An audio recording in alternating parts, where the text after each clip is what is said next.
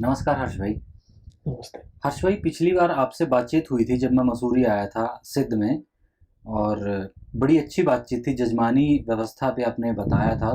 बहुत कुछ मेरे लिए स्पष्ट रहा वो सब कुछ। और उसमें वर्ण व्यवस्था की भी एक बातचीत थी। और उसमें मेरा आपसे फिर से मैं और जानना चाहता हूँ कि एक तो आपने जो भेदभाव एक शब्द जो मेरे दिमाग में है कि बहुत भेदभाव होता रहा है, और आपने उसकी व्याख्या की थी बहुत सुंदर सी। मैं उसके बारे में और थोड़ा डिटेल में जानना चाहता हूँ आपसे कि जो हमारे भारत देश में वर्ण रहे हैं, उनमें भेदभाव था, ऊंच नीच थी, और वो अलग अलग थे, बंटे हुए थे, एक साथ नहीं थे। तो समाज एक साथ नहीं था। तो इस लिहाज से अगर देखा जाए तो आज के समय पे जितने प्रयास हुए, अंग्रेज़ों ने कहीं जितने प्रयास किए, तो वो तो अच्छे ही प्रयास किए हर्ष भाई। इसके बारे में अगर आप थोड़ा स्पष्ट अगर करें तो मेरे लिए अच्छा रहेगा हर्ष भाई। जी, एक्चुअली पिछली बार जब आपकी हमारी बात हुई थी, तो उसमें मैंने ये बात रखने की चेष्टा करी थी कि हमको वर्ण को और जाति को अलग देखना चाहिए। एक जो घाल-मेल हुआ अंग्रेज़ों के बाद कि हमने वर्ण और जाति को एक माना और इससे बहुत प्रॉब्लम्स हुई समाज में। तो पिछली बार मेरी ये आपसे चेष्टा थी कि इसको हम अलग करें, है ना? वर्ण 4 होते हैं या जैसे मैंने कहा था 6 वर्ण होते हैं हम्म, और जातियाँ तो हज़ारों लाखों होती हैं। हम्म, और ये अंग्रेज़ों के समय हुआ कि हमने इसको मैप किया। हम्म, पिछली बार मैंने थोड़ा हल्के से ही आपके साथ शेयर किया था कि वर्ण को मैं किस तरह देखता हूँ। मैंने कहा था वर्ण कलर्स होते हैं। थोड़ा आपने बात की तो उसके बाद थोड़ा और मैंने सोचा, 1-2 लोगों से बात करी, तो वर्ण को मैं इस तरह से देख रहा हूँ कि वर्ण जो होते हैं वो परस्यूट्स होते हैं मानव के। मानव कुछ चीज़ें हैं जो परस्यू करता है। जैसे नॉलेज है ना? नॉलेज अपने आप में एक परस्यू करने की वस्तु है। आदमी अपना जीवन लगा सकता है नॉलेज को परस्यू करने में। और नॉलेज को परस्यू करना अपने आप में एक पूरी चीज़ है। मतलब ऐसा नहीं है कि हम नॉलेज परस्यू कर रहे हैं किसी और चीज़ के लिए, ऐसा नहीं होता। हम नॉलेज परस्यू कर रहे होते हैं नॉलेज के लिए। तो नॉलेज की परस्यूट अपने आप में एक परस्यूट है, लेजिटिमेट परस्यूट है। ऐसे ही शौर्य का जो परस्यूट है, जो करेज का जो परस्यूट है, ये भी अपने आप में एक लेजिटिमेट परस्यूट है। कुछ लोग होते हैं जो नॉलेज को परस्यू करते हैं, कुछ लोग होते हैं जो शौर्य को परस्यू करते हैं। ऐसे ही कुछ लोग होते हैं समाज में जो कि वेल्थ को परस्यू करते हैं। तो नॉलेज, शौर्य और वेल्थ, मैं समझता हूँ ये अपने आप में एक लेजिटिमेट और ऑटोनॉमस परस्यूट्स है। और समाज में ये तीनों तरह के लोग हमको मिलते हैं। फिर कुछ लोग ऐसे भी होते हैं जो इन तीनों में से किसी को परस्यू नहीं कर रहे होते हैं, लेकिन वो सेवा करने में विश्वास रखते हैं। उनकी जो परस्यूट है वो सेवा करनी है। तो वो लोग जो नॉलेज को परस्यू कर रहे हैं, वो लोग जो शौर्य को परस्यू कर रहे हैं, वो लोग जो वेल्थ को परस्यू कर रहे हैं, उनकी सेवा करना, उनका खाने पीने का ध्यान रखना, उनकी जो आवश्यकताएं हैं उसकी पूर्ति का ध्यान रखना, है ना, उनके जीवन को सहज बनाना, ये भी अपने आप में एक लेजिटिमेट परस्यूट है। तो ऐसे भी लोग होते हैं। तो मैं 4 वर्णों को इस तरह से देखता हूँ कि कुछ लोग हैं जो नॉलेज को परस्यू कर रहे हैं, कुछ लोग हैं जो शौर्य को परस्यू कर रहे हैं, कुछ लोग हैं जो समाज में वेल्थ क्रिएट कर रहे हैं, और कुछ लोग हैं जो इन तीनों का ख्याल रख रहे हैं। इन तीनों के आवश्यकता के लिए जो ज़रूरी है उस काम में लगे हुए हैं। लेकिन जैसे मैंने आपको कहा कि हमारे टीचर कहा करते थे कि 6 वर्ण होते हैं, 4 नहीं। ये भी एक ज़रूरी चीज़ है समझने के लिए। तो जैसे मैंने आपसे पिछली बार शेयर किया था कि एक पंचम वर्ण होता है। पंचम वर्ण में साधु सन्यासी आते हैं, चोर डाकू ठग आते हैं। फिर वो लोग भी आते हैं जो जंगलों में रहते हैं। हमारा समाज का एक बहुत बड़ा हिस्सा वनवासी भी है जो जंगल में रह रहा होता है। हम्म, मेरे ख्याल से वो लोग भी पंचम वर्ण में आते हैं। ये जो पंचम वर्ण है, ये जो फिफ्थ परस्यूट है, ये थोड़ी एम्बिगुअस है। ये ना इधर बैठती है ना उधर बैठती है। तो समाज में ऐसे भी लोग होते हैं जिनकी परस्यूट किसी खांचे में बैठती नहीं है। थोड़ी सी एम्बिग्युइटी रहती है कि ये लोग कर क्या रहे हैं। वो पंचम वर्ण के लोग हैं। मैं मानता हूँ कि ये भारत के समाज का एक बहुत बड़ा स्ट्रेंथ है कि ऐसे लोगों के लिए भी एक जगह बनाना जिनके बारे में बहुत निश्चितता से हम कुछ कह नहीं सकते ठीक से। जैसे सन्यासी है, सन्यासी कुछ कर रहा है, वो क्या कर रहा है एग्जैक्टली वो बहुत निश्चितता से हम कह नहीं पा रहे हैं। तो ऐसे लोग जिनकी परस्यूट कुछ ना कुछ तो है ही, हर मानव की परस्यूट तो होती है, लेकिन थोड़ी एम्बिग्युइटी है उस परस्यूट में, उसके उनको हम पंचम वर्ण में रखते हैं। समाज में जगह बनी हुई है इन लोगों के लिए भी। ये पंचम वर्ण के लोग समाज में आते रहते हैं, समाज से फिर बाहर भी निकलते रहते हैं। जैसे सन्यासी है, सन्यासी घूम घूम के समाज में आता भी है, बाहर निकलता भी है। तो ये लोग बहुत स्ट्रिक्टली समाज का हिस्सा नहीं है, लेकिन समाज से में इनका आवागमन रहता है। और फिर जैसे मैंने कहा था, ये जो छठा वर्ण है उसको नॉर्थ इंडिया में छक्के कहते हैं, हिजड़े होते हैं ये लोग, इनकी भी अपनी परस्यूट होती है। तो वर्ण को मैं परस्यूट की नज़र से देखता हूँ। और जैसे गुरुजी रविंद्र शर्मा कहा करते थे कई बार कि ये सारे वर्ण हर जाति में मिलते हैं, हर जाति में चारों वर्ण मिलते हैं। हर जाति में कुछ लोग ऐसे होते हैं जो कि नॉलेज को परस्यू कर रहे होते हैं, कुछ लोग ऐसे होते हैं जो कि वेल्थ क्रिएट कर रहे होते हैं, है ना। युद्ध के समय हर जाति अपने अपने अपनी जाति में से लोग भेजती है युद्ध करने के लिए, जो शौर्य को परस्यू कर रहे होते हैं। तो हर जाति में चारों वर्ण मिलते हैं। और जाति जैसे मैंने कहा था वो उससे हमारा धंधा जुड़ा है, हमारी आजीविका जुड़ी है। और वर्ण से धंधा आजीविका नहीं जुड़ी हुई, वर्ण एक परस्यूट है। इस तरह से मैं ये वर्ण और जाति के संबंध को समाज में देख रहा हूँ। अच्छा, तो इसमें आपसे सवाल है हर्ष भाई, इसी से मिलता जुलता, कि ये तो देखिए साफ तौर पे मुझे समझ आता है कि जितने काम करने वाले लोग हैं, कारीगर समाज है, सब समाज की हमें ज़रूरत पड़ती है। आम रोज़मर्रा जीवन में हमें जितनी काम की चीज़ें चाहिए होती हैं, कपड़ा है, चप्पल है, हमें बाल कटवाने हैं, हमें कोई लकड़ी का काम करवाना है, कोई गाय भैंस का कोई काम है, खेती का कोई काम है, इनके उपकरण हैं, घड़े बनाने हैं। अच्छा, हमें सौंदर्य के लिए सुनार की ज़रूरत पड़ती है, सोने चांदी के लिए, इन सब की ज़रूरत रहती है। पर मैं इसमें ये जानना चाहता हूँ, क्या ऐसा नहीं था, जो किताबें पढ़ के मेरी समझ में आया, क्या ऐसा था क्या समाज में कि ज़बरदस्ती किसी को इस काम के लिए लगाया जाता था कि नहीं तुम्हें तो यही रहना है, जैसे कुम्हार को कुम्हार ही बनना है, वो ऐसा नहीं कर सकता, वो सिर्फ यही रहेगा। हाँ, ये बहुत अच्छा सवाल पूछा आपने। वैसे अच्छा सवाल नहीं है, ये बेकार का सवाल है। लेकिन जिस ज़माने में हम रह रहे हैं, इस ज़माने में फ्रीडम ऑफ चॉइस एक बड़ा मूल्य है। तो उस संदर्भ में ये अच्छा सवाल है ना। एक कुम्हार का लड़का कुम्हार ही क्यों बने, वो कुछ और काम क्यों ना करे, उसको फ्रीडम क्यों नहीं है कुछ और काम करने की। तो इस संदर्भ में ये अच्छा सवाल है ये। देखिए, जो हमारी जो जाति व्यवस्था थी, जिसको हम लोग जजमानी व्यवस्था कहते हैं, मुझे किसी ने बताया रिसेंटली कि हाँ, डॉक्टर बजाज ने बताया रिसेंटली कि धर्मपाल जी को जजमानी शब्द पसंद नहीं था। तो खैर उसको जजमानी व्यवस्था भी कह सकते हैं, इसको जाति व्यवस्था भी कह सकते हैं, जाति एक अच्छा शब्द है। उसमें सभी के आहार की सुरक्षा सुनिश्चित थी, मतलब एम्प्लॉयमेंट अनएम्प्लॉयमेंट जैसी कोई समस्या नहीं रही हमारी जाति व्यवस्था में। और जाति व्यवस्था टूटने का एक सीधा जो असर हुआ समाज में, वो हुआ कि हमारे यहाँ अनएम्प्लॉयमेंट शुरू हो गया। तो इसको थोड़ा सा समझेंगे तो मैं आपके सवाल को फिर एड्रेस करता हूँ। हमारे यहाँ जाति व्यवस्था के कारण हर एक के आहार की सुरक्षा है, हर एक की लाइवलीहुड की सिक्योरिटी है, एम्प्लॉयमेंट की सिक्योरिटी है। वो कैसे है? वो ऐसे है कि कुम्हार का लड़का जब पैदा होता है तो वो अपने घर में ही कुम्हारी का काम सीखता है। तो जो भी स्किल चाहिए कुम्हारी के लिए, वो सहज रूप से बड़ा होते होते सीख जाता है, अपने परिवार में ही सीख जाता है। नंबर एक। नंबर दो, उस परिवार का जो क्लाइंटेल है जिनको वो घड़े देते हैं, वो क्लाइंटेल भी वो इनहेरिट करता है ना। मान लीजिए आप और मैं, हम दो कुम्हार हैं गांव में, तो हमने आपस में अपने गांव बांटे हुए हैं कि भाई इस तरह गांव का ये आधा हिस्सा मेरा है और वो आधा हिस्सा आपका है।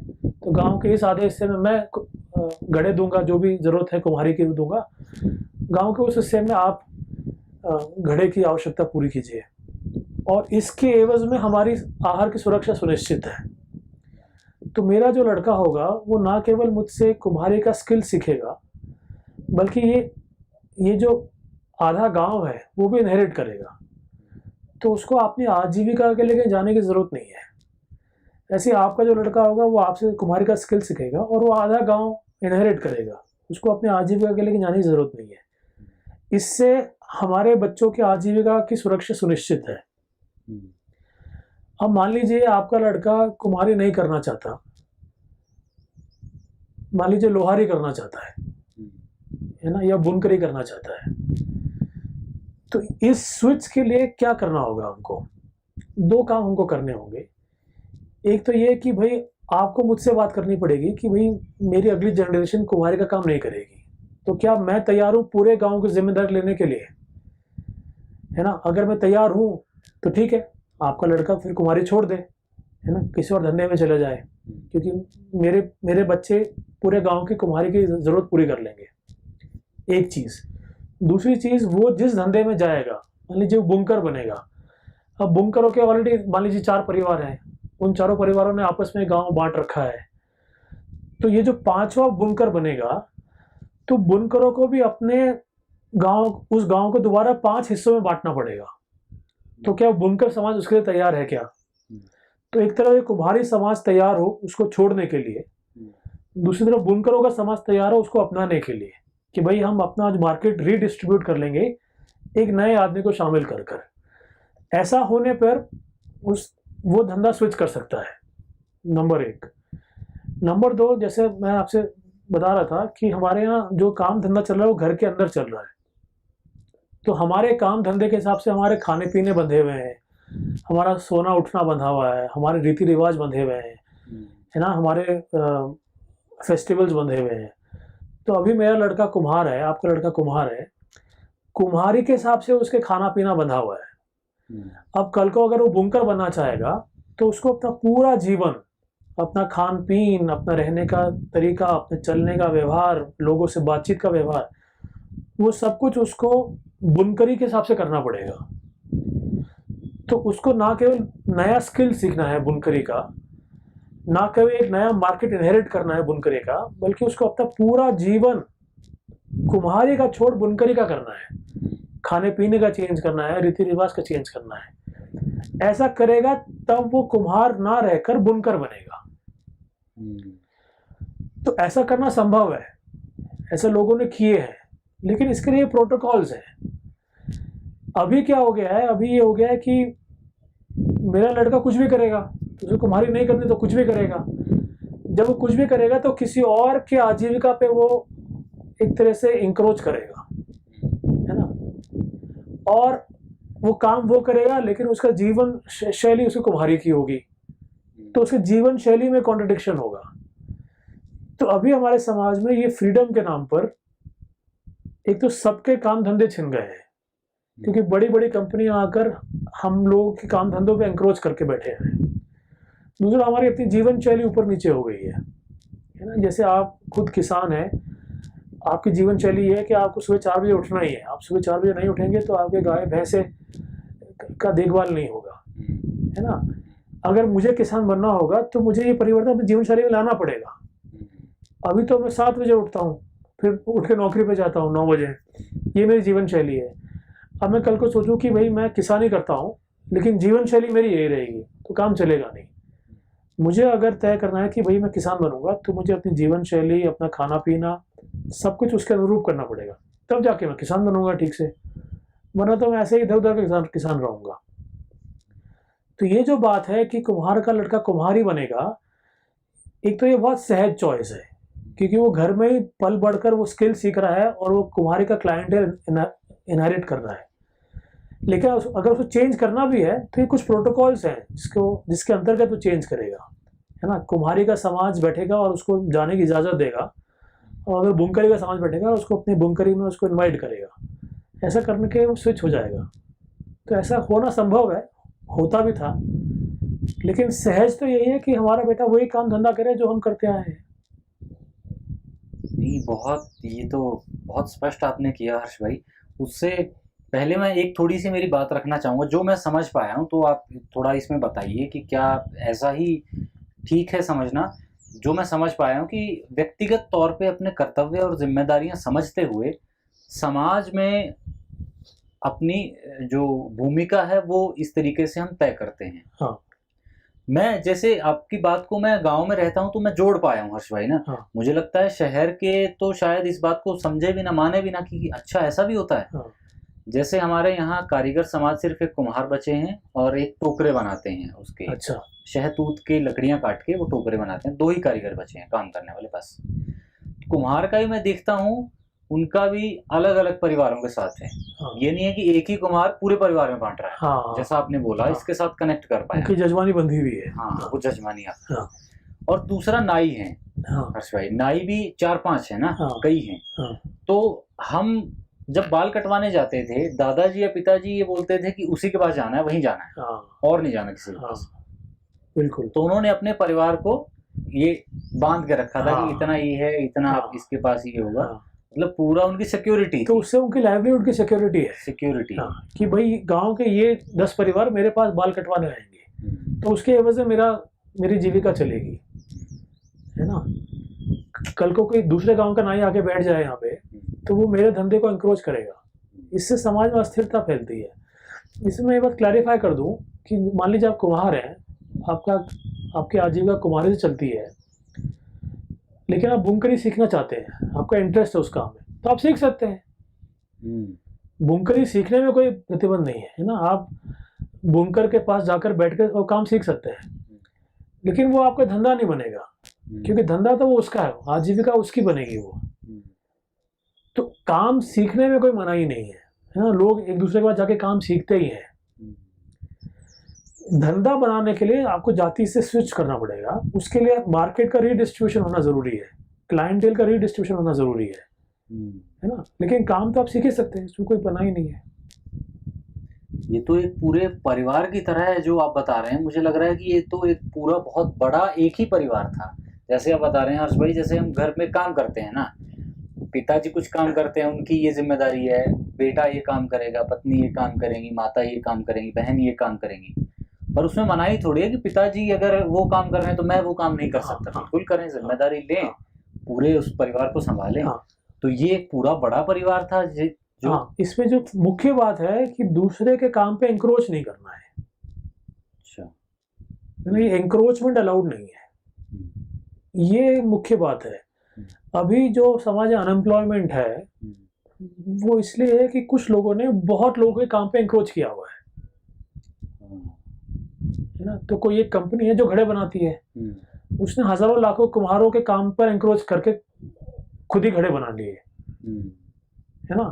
एक कंपनी है जो कपड़ा बनाती है, हुँ, उसने लाखों वीवर्स के काम पे एंक्रोच किया हुआ है। हुँ, तो दूसरे की आजीविका पे एंक्रोच नहीं करना है। इसमें मुख्य सिद्धांत ये है, और जो ऐसा करता पाया जाएगा, उसको फिर समाज उसको दंड देगा, है ना? उसके बहुत कड़े दंड है। हुँ, अगर हमारे गाँव में कोई बाहर का कुम्हार आके घड़े बेच जाए, तो कुम्हारों की पंचायत आएगी और उस कुम्हार को फिर पनिश करेगी कि आप दूसरे के कैसे आ गए आप। इसमें थोड़ा एक बात और ध्यान देने की बात है कि ये एक साधारण डे टू डे सिस्टम है, हुँ, लेकिन कुछ स्पेशल ओकेशंस हैं जहाँ मेले लगते हैं, यात्रा होती है, वो ओपन मार्केट है। मेलों में कोई भी कुम्हार किसी के लिए भी कुछ भी बेच सकता है, लेकिन वो मेले तक ही सीमित है वो, अच्छा, है ना? हाँ, रोज़मर्रा के जीवन में ऐसा नहीं है। अच्छा, तो हमारी जो आजीविका सुनिश्चित है, वो रोज़मर्रा का जो बंधा हुआ मार्केट है, जो बंधा हुआ क्लाइंटेल उससे सुनिश्चित है। हुँ, फिर जब साल में जब कुछ मेले लगते हैं, उस मेले में आप भी अपना घड़ा बेचिए, मैं भी अपना घड़ा बेचता हूँ। आप भी अपनी मिट्टी की मूर्तियाँ बेचिए, मैं भी बेचता हूँ। जो आके आपसे ले जाए, आपसे ले जाए, मुझसे ले जाए, मुझसे ले जाए। हुँ, तो मेले, त्योहार कुछ ऐसे स्पेशल ओकेशंस हैं, हुँ, जहाँ फ्री मार्केट है, जिसको हम फ्री मार्केट कहते हैं। हुँ, आम जीवन में फ्री मार्केट नहीं है, बंधा हुआ मार्केट है। आपका वो क्लाइंटेल है, मेरा ये क्लाइंटेल है ना? आपका बच्चा बड़ा होके आपका क्लाइंटेल इनहेरिट करेगा, मेरा बच्चा बड़ा होके मेरा क्लाइंटेल इनहेरिट करेगा।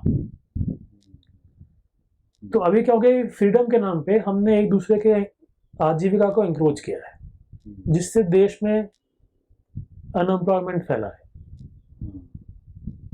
इसके बारे में बात नहीं कर सकते हैं क्योंकि जाति व्यवस्था बहुत अब गंदा शब्द माना जाता है, लोग इससे ऑफेंड हो जाते हैं। लेकिन मैं मानता हूँ अगर कोई थोड़ा सा रुक के सोचे जाति व्यवस्था के बारे में, तो वो ये मानेगा कि जाति व्यवस्था के कारण हमारे यहाँ हर एक की आहार की सुरक्षा सुनिश्चित थी। अनएम्प्लॉयमेंट जैसी प्रॉब्लम हमारे यहाँ थी ही नहीं कभी। ये बहुत रीसेंट प्रॉब्लम है अनएम्प्लॉयमेंट, बेरोजगारी, जो सीधा सीधा जाति व्यवस्था के टूटने से पैदा हुई है। हर्ष भाई, आपने एक इस्तेमाल किया शब्द अभी जो मुझे याद आ रहा है कि वर्ण कुछ अलग हैं, जातियां अलग हैं। हर जाति में ये वर्ण होते हैं, 4 के, जैसे आपने और स्पष्ट किया कि 6 वर्ण हैं। तो हर जाति में वर्ण हैं, और जातियां तो हजारों लाखों हैं। तो ये जातियां क्या हैं फिर हर्ष भाई? तो जाति, मैंने पिछली बार कहा था कि हर जाति का एक जाति पुराण होता है, जिसमें उस जाति का इतिहास होता है, उस जाति के कर्तव्य होते हैं कि भाई इस जाति का समाज में ये कर्तव्य है ना। कुम्हारों का समाज में ये कर्तव्य है। हर जाति का उसमें अधिकार होता है कि कुम्हारों का ये कर्तव्य है तो उनका समाज में ये अधिकार भी है। हर इस जाति पुराण में एक जाति का दूसरे जाति का संबंध होते हैं, ये जाति पुराण होता है। एक तरह से जाति पुराण जो होता है वो वर्ल्ड व्यू बनाता है। तो वो लोग जो एक जाति पुराण को मानते हो, मेरे हिसाब से वो एक जाति के लोग हैं। उसी में उनका धंधा भी आता है कि ये लोग इस तरह का काम करेंगे, इससे इनकी आजीविका चलेगी। आजीविका के लिए इनके ये प्रोटोकॉल्स होंगे, है ना। कुम्हार जो है वो ये बेच सकता है, ये बना सकता है, लेकिन ये बेच नहीं सकता है, इसको दे सकता है ना। हर जाति के अपने प्रोटोकॉल्स होते हैं, ये सब जाति पुराण में आते हैं। तो जाति पुराण एक तरह से एक जाति को व्यवस्थित करके रखती है, उसको बांध के रखती है। वो एक जाति का संबंध दूसरे जाति के साथ बना के रखती है। इनके कर्तव्य क्या है, इनके अधिकार क्या है, ये बताती है। फिर इस जाति का इतिहास क्या रहा है, ये बताती है। ये जाति है। वर्ण तो इंडिविजुअल्स के होते हैं, इंडिविजुअली परस्यू करता है। तो मैं कुम्हार हूँ जाति से मान लीजिए, लेकिन मैं नॉलेज भी परस्यू कर रहा हूँ, ऐसा भी होता है ना। मैं इंटेलेक्चुअल आदमी हूँ, मैं नॉलेज भी परस्यू कर रहा हूँ। या मैं कुम्हार हूँ जाति से, लेकिन मैं शौर्य को परस्यू कर रहा हूँ। तो युद्ध के समय, है ना, या दंगल के समय मुझे जाना होता है लड़ाई लड़ने के लिए। या मैं कुम्हार हूँ और मैं वेल्थ को परस्यू कर रहा हूँ। तो जैसे कुम्हारी, एक तो कुम्हारी हमारे गांव में चल रही है, फिर हमारा कुम्हारी का समाज कुछ घड़े बना के बाहर मार्केट में भी ले जाएगा, ओपन मार्केट में भी। तो वो हमारे ही लोग कुछ होंगे जो सबके घड़े इकट्ठे करके ले जाएंगे, वहाँ बेच बाच के आएंगे। फिर जो उससे पैसा, चांदी, सोना आएगा वो रीडिस्ट्रीब्यूट हो जाएगा। तो वो हमारे कुम्हारी में से लोग होंगे वो। तो चारों वर्ण हर जाति में मिलते हैं, है ना। पंचम वर्ण तो समाज के थोड़ा सा बाहर है, एक तरह से पेरीफेरी में है, वो तो आता जाता रहता है। लेकिन ये 4 वर्ण होते हैं, ये हर जाति में चारों वर्ण मिलते हैं। अच्छा, तो ऐसा बोलना क्या उचित रहेगा हर्ष भाई, जो मैं समझ पा रहा हूँ कि जैसे चर्मकार एक जाति है। हाँ। मैं हजारों जातियों नहीं जानता, जो मेरे गांव की हैं उनकी 2-4, जैसे चर्मकार हैं, कुम्हार है। हाँ। तो क्या मैं ये बोल सकता हूँ कि चर्मकार जाति में ब्राह्मण हैं? हाँ। चर्मकार जाति में क्षत्रिय हैं, वैश्य हैं? हाँ। तो चर्मकारों में जो पुरोहित का काम कर रहे हैं, है ना, मान लीजिए चर्मकारों में शादियां हो रही हैं, तो शादियों में कोई पुरोहित चाहिए शादी करवाने के लिए, तो वो उनके ब्राह्मण है। वो उन्हीं जाति के हाँ। ही ब्राह्मण होते हाँ। हैं, और उन्हीं की जातियों में ही वो शादियां करवाते हैं। हाँ, क्योंकि एक चर्मकार दूसरे चर्मकार से शादी करेगा ना। जैसे ये भी तो जरूरी है ना समझना कि हमारा काम धंधा घर में ही चल रहा है, तो स्त्री और महिला, पुरुष और महिला दोनों ही काम में लगे हुए हैं। तो मैं अगर कुम्हार हूँ तो मैं चाहूंगा कि जो मेरी शादी हो वो कुम्हारी का काम जानती हो, है ना। तो ये शादी भी हमारे समाज के ही बड़े बुजुर्ग करवाएंगे, वो हमारे समाज के पुरोहित होंगे। फिर युद्ध के समय हमारे समाज से लोग जाएंगे लड़ने के लिए, है ना। हमारे अपने अखाड़े होंगे जिसमें हमारे पहलवानी चलती होगी। तो चर्मकारों में ही चारों वर्ण मिल जाएंगे। अच्छा, तो ये बहुत बड़ा कंफ्यूजन अंग्रेजों ने किया है कि जातियों को वर्ण में बैठाने की कोशिश की है। अच्छा। जबकि देखना इस तरह से चाहिए कि जातियों में वर्ण बैठे हुए हैं, हर जाति में चारों वर्ण बैठा हुआ है, एज अपोज टू वर्णों में जातियों को बैठाना। ये उल्टी गंगा जो है ये अंग्रेजी एडमिनिस्ट्रेटिव एक्सरसाइज का नतीजा है, और ये अब हमारी सेल्फ इमेज बन गई है। मुझे लगता है अब टाइम आ गया है कि हम इस सेल्फ इमेज को क्वेश्चन करें, इसको क्रैक करें। तो तभी मुझे मेरी एक बात ध्यान आ रही है हर्ष भाई ना, जैसे शादी का आपने जिक्र किया, तो जिस जाति का ब्राह्मण है वो शादी में कुछ ऐसी बातें बताता है जो उसकी जाति से जुड़ी हुई हैं। हाँ मेरी शादी की मुझे बात ध्यान है, पंडित जी बोल रहे थे कि कोई ऐसा काम मत कर देना कि कोई ऐसी भैंस, हम गाय भैंस रखते हैं, खेती करते हैं, कोई ऐसी भैंस मत लाके खड़ी कर देना जो दूध ही ना देती हो, हाँ ये उसका गोबर ढोती फिरे हाँ और दूध वो देती ना हो, परेशान तुम हो जाओ। हाँ और कोई ऐसा काम मत कर देना कि खेती में कुछ ये हो जाए। हाँ मतलब वो मेरी जाति से जो मेरा काम है हाँ। उससे जुड़ी हुई बातें ब्राह्मण वो बता रहा था। क्योंकि वो आपकी जाति को समझता है, वो आदमी जो हाँ। पुरोहित था वो आप ही की जाति के पुरोहित हो गए वो। तो जो चर्मकार, कुम्हार या लोहार या सुनार की जाति के ब्राह्मण हैं, हाँ। तो उनकी जातियों की ही बात करते होंगे, ऐसा रहता हाँ है। बिल्कुल। मेरा एक दोस्त है, ओम प्रकाश शर्मा नाम है उसका। तो पहले मैंने जब सुना ओम प्रकाश शर्मा तो मुझे लगा ब्राह्मण होगा, वो बड़े ही परिवार से आता है। अच्छा। हाँ। लेकिन वो शर्मा लगता है क्योंकि बड़ाइयों में वो पुरोहित का काम उनका होता था। तो क्या ऐसा भी है हर्ष भाई, मैं एक और इससे सवाल निकलता है, जो जिस जाति का ब्राह्मण है तो दूसरी जातियों में भी क्या शादी करवा सकते हैं? देखिए वही जो मैं कह रहा हूँ, सहज ये है कि मेरी पत्नी उसी जाति से जिस जाति से मैं हूँ, क्योंकि हमारा काम हमारे घर में चल रहा है ना। जैसे मैंने आपसे पिछले बार शेयर किया था कि आदमी और महिला दोनों ही उसी काम में लगे हुए हैं, है ना। और लोहारी का जो काम है उसमें आदमी भी लगा हुआ है, महिला भी लगी हुई है। और आप कभी किसी लोहारी महिला को जाके देखिए, वो बड़ा स्लेज हैमर चलाती है, बिल्कुल बहुत हैवी हैमर होता है, लंबा हैमर होता है, ऐसे घुमा के लाके पीटती है वो, है ना। वो वहाँ पे बैठ के उसमें वो मार रहा होता है, हल्की चोट मार रहा होता है, और ये एक बड़ा सी चोट मार रही होती है, और एक तरह का रिदम से ये लोहा गर्म पीट रहे होता है। तो मैं चाहूँगा कि मेरी जो पत्नियाँ हैं वो लोहारी का काम जानती हो, उसके शरीर में वो ताकत हो, उसके संस्कार, शरीर में वो लोहारी के संस्कार हो, हमारा खाना पीना वैसा हो। अब मैं लोहारन से शादी ना करके कि सुनारन से शादी करूँगा तो हमारा धंधा चौपट होगा, हमारे घर गृहस्थी में क्लेश होगा। तो अपनी जाति में शादी करना एक बहुत सहज निर्णय है, और देखें तो हम आज भी ऐसा ही करते हैं। मैं आज भी जब शादी करता हूँ किसी से तो मैं देखता हूँ कि वो मेरी जैसी पढ़ी लिखी हो, है ना, जो तौर तरीके हमारे घर में हो उसके घर में हो वो मिलते जुलते तौर तरीके हों। मैं तो नहीं शादी कर सकता किसी किसान की लड़की से या किसी भेड़ वाले की लड़की से, है ना। हालांकि मैं कहता हूँ कि मैं किसी शादी कर सकता हूँ, ऐसा नहीं है। मेरा शादी करने का स्कोप लिमिटेड ही होता है, आज भी ऐसा ही होता है। इसमें मैं कोई बहुत एक्स्ट्राऑर्डिनरी बात नहीं कह रहा हूँ, है ना। आप किसान परिवार से आते हैं, आपकी जब शादी हुई होगी तो वो आपकी पत्नी किसान परिवार से होगी, क्योंकि वैसे ही खाना पीना है। मेरी जब शादी हुई तो मेरी पत्नी नौकरी पेशा परिवार से थी, क्योंकि हमारा वैसे ही खाना पीना है, ये आज भी वैसा ही होता है। तो ये अंतरजातीय विवाह,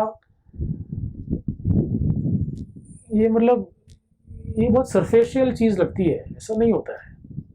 हम अपने परिवार में अपने पार्टनर को ढूंढते हैं कि भाई इससे नहीं होगा मेरा, इससे होगा मेरा।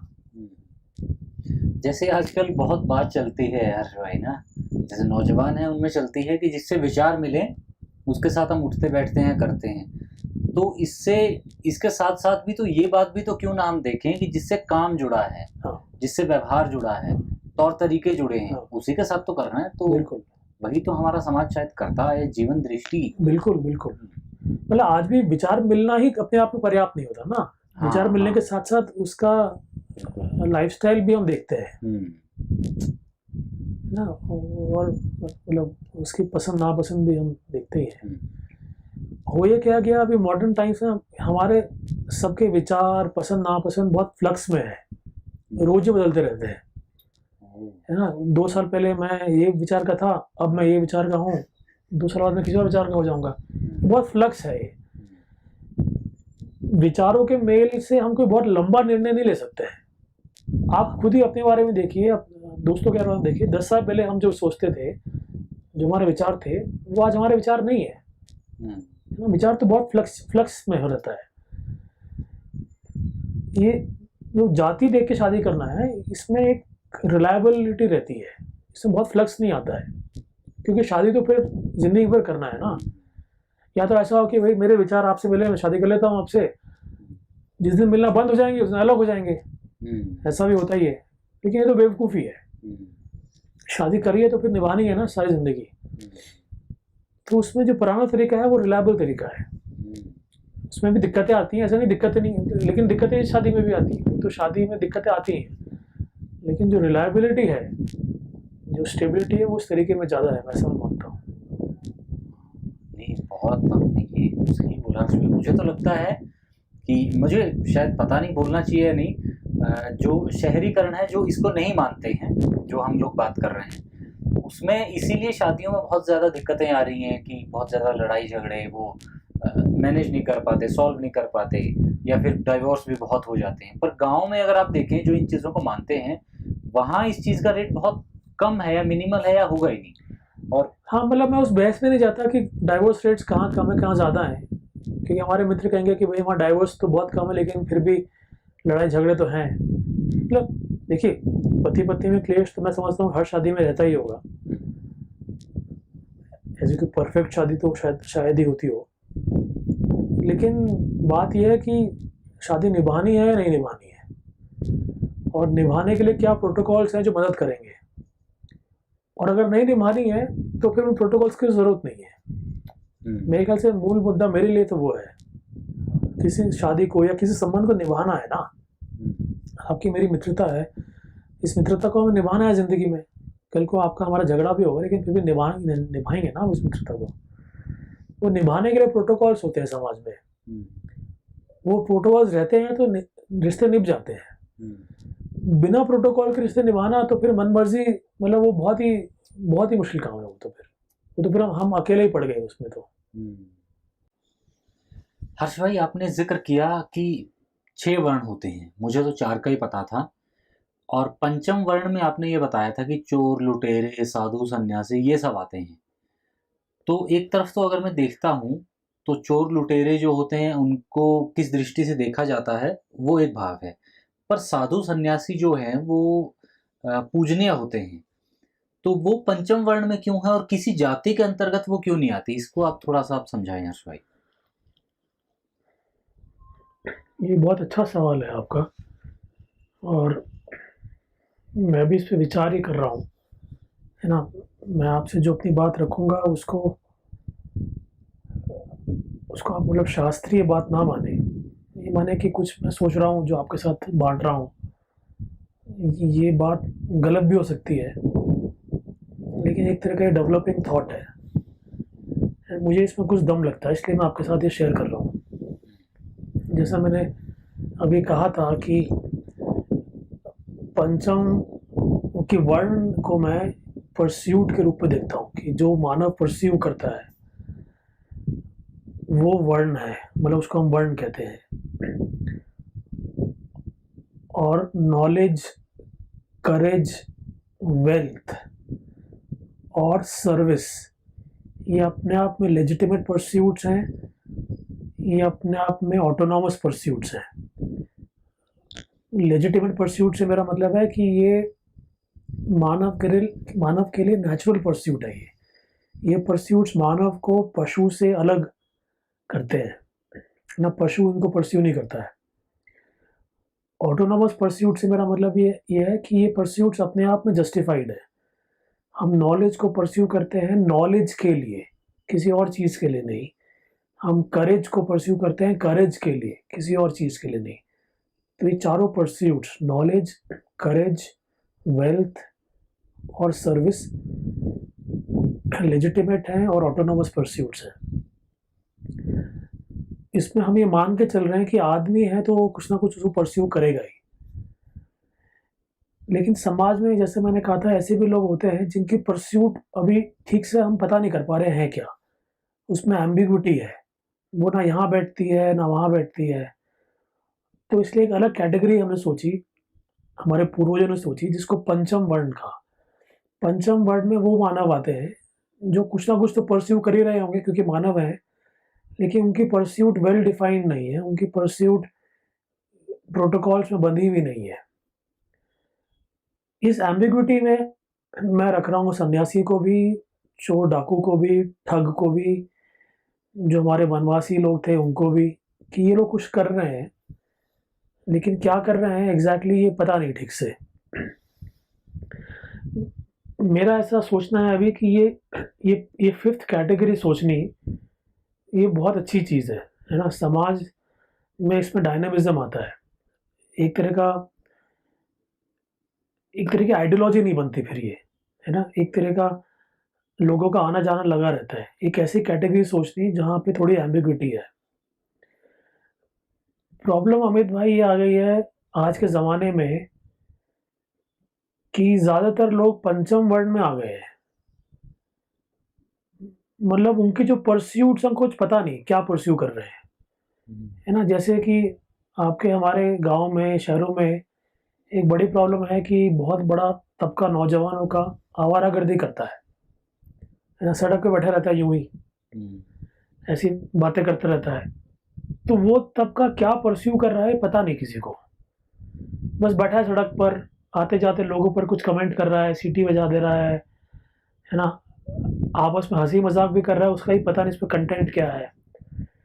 तो ऐसे लोग, लेकिन है तो वो मानव ही, तो कुछ ना कुछ परस्यू कर रहा होगा, लेकिन उसकी परस्यूट क्या है ये पता नहीं, इसमें एम्बिग्विटी है ना। तो उसको मेरे हिसाब से उन लोगों को मेरे हिसाब से हम लोग पंचम वर्ण में रख सकते हैं। ऐसे ही हमारे समाज का बहुत बड़ा हिस्सा है जो नौकरी कर रहा है, उसका डेली का काम है फाइल यहाँ से उठा के वहाँ रखना, वहाँ से उठा के फाइल यहाँ रखना, या डेली का काम है कि फाइल पर साइन कर देना, है ना, पर्ची काट देना। ऐसा बहुत बड़ा हमारा समाज इस तरह की नौकरी में लगा हुआ है। इसकी भी परस्यूट क्या कुछ पता नहीं है ना। फाइल साइन करना, पर्चियाँ काटना, इसका मानव परस्यूट से क्या संबंध है, इसमें बहुत एम्बिग्विटी है। इनको भी हम लोग पंचम वर्ण में मान सकते हैं, है ना। अभी जैसे आप नीचे देहरादून से मसूरी आएंगे तो रास्ते में एक जगह पड़ती है, उसका नाम है कुठाल गेट। वहाँ 4 लोग खड़े रहते हैं और गाड़ियों की पर्ची काटते रहते हैं। सुबह से लेकर शाम तक यही काम है कि आने वाली गाड़ियों की पर्ची काटना। अब वो सारी ज़िंदगी निकाल देंगे पर्चियाँ काटने में। अब पर्ची काटने में अपने आप में कोई परस्यूट नहीं हो सकती, बहुत एम्बिग्विटी है उसमें। वो निरर्थक काम भी हो सकता है, या ऐसे भी लोग हो सकते हैं जो पर्ची काटने को अपनी साधना बना लें कि भाई हम पर्ची इस तरह से काटेंगे कि पर्ची काटते काटते हमें मोक्ष मिल जाएगा। ऐसा भी हो सकता है कोई आदमी, इस पॉसिबिलिटी को डिनाई नहीं करना चाहिए। लेकिन पर्ची काटना अपने आप में क्या काम है पता नहीं हम लोगों को, है ना। तो ये जो एम्बिग्विटी है, इसकी स्पेस है पंचम वर्ण में। अभी क्राइसिस ये हो गया कि समाज का बहुत बड़ा हिस्सा पंचम वर्ण में आ गया है ना। वो क्या कर रहा है जीवन में, क्या उसने किया, कोई बहुत क्लैरिटी नहीं है ना उनको, है ना समाज को है। उनका क्या रोल है समाज में, इसकी कोई बहुत क्लैरिटी नहीं है। तो मैं पंचम वर्ण को इस तरह से देखता हूँ। पंचम वर्ण अपने आप में होना एक अच्छी चीज़ है। समाज में थोड़ी फ्लेक्सिबिलिटी, थोड़ा डायनामिज्म आता है, थोड़ी एम्बिग्विटी समाज हैंडल कर पाता है। मतलब पंचम वर्ण का होना इस बात का संदेश है कि हमारा समाज एम्बिग्विटी को हैंडल कर पाता है ना। साथ ही ये भी कहना ज़रूरी है कि आज के ज़माने में समाज का बहुत बड़ा हिस्सा एम्बिग्विटी में फंस गया है। ये एक तरह का क्राइसिस है आज के ज़माने का। तो पंचम वर्ण को अमित भाई मैं इस तरह से देखता हूँ। मेरी बात को आप शास्त्रीय ना समझें, मैं भी सोच रहा हूँ, आप भी सोचें इस पर। लेकिन पंचम वर्ण पर थोड़ी और बात हमें मित्रों के साथ करनी चाहिए। हमारे जो बड़े लोग हैं उनसे पूछना चाहिए पंचम वर्ण को किस तरह देखते हैं। बिल्कुल हर्ष भाई, बहुत अच्छा। पर एक साथ और मैं, पंचम वर्ण की बात हुई है, क्या छठे वर्ण के बारे में भी कुछ मैं आपसे विमर्श कर सकता हूँ? इसका क्या हमारे समाज में स्थान रहा है और होना चाहिए, और उसकी भूमिका के बारे में, जिसे हम नॉर्थ इंडिया में छक्के बोलते हैं। हाँ, तो छक्के को छठा वर्ण हम कह सकते हैं। हमारे गुरुजी कहा करते थे, रविंद्र शर्मा। और मेरा मानना है कि पारंपरिक समाज में तो इनका बहुत वेल डिफाइंड रोल था, बहुत वेल डिफाइंड पार्टिसिपेशन था, है ना। हमारे बहुत से रीति रिवाज इनके होने से पूरे होते थे, और अगर ये ना आए तो वो रीति रिवाज पूरे ही नहीं होते थे। जैसे शादी एक ऐसा रीति रिवाज है जिसमें इनकी भागीदारी अनिवार्य थी, ऐसे और भी रीति रिवाज मिलेंगे, है ना? बच्चे का पैदा होना भी एक ऐसा रीति रिवाज है मेरे ख्याल से। मेरे ख्याल से जब नया घर हम बनाते हैं, उसमें भी इनका पार्टिसिपेशन होता है, लेजिटिमेट होता है। मेरा कोई बहुत इसमें खास अध्ययन नहीं है, लेकिन मेरे ऐसे मित्र ज़रूर हैं जिन्होंने इस समाज का अध्ययन किया है, उनसे बात करनी चाहिए। आज के ज़माने में हो ये गया है कि बेचारे ये लोग भी भीख मांगने पे आ गए हैं। तो दिल्ली बम्बई में हम इनको देख पाते हैं रेड लाइट पर, है ना, भीख मांगते हुए, या ट्रेनों में हम देख पाते हैं इनको भीख मांगते हुए। तो ये इनका एक तरह से डाउनग्रेडेड है, इनका पतन जो हुआ है उसका ही नतीजा हुआ है ये। तो ये भी एक तरह से पंचम वर्ण में ही आ गए हैं कि इनका क्या रोल है इनको भी नहीं पता अब, है ना? ये खुद कंफ्यूज्ड है इनका समाज में क्या रोल है। एक तरह से भी पंचम वर्ण में उस तरह से आ गए हैं, लेकिन इनका ज़रूर रोल रहा होगा, है ना? इनकी भी परस्यूट रही होगी, क्योंकि ये भी मानव ही है। तो मानव है तो इसलिए भी इनकी परस्यूट है। इस पे किसी से अच्छे से बात करनी चाहिए जिन्होंने इनके साथ काम किया है।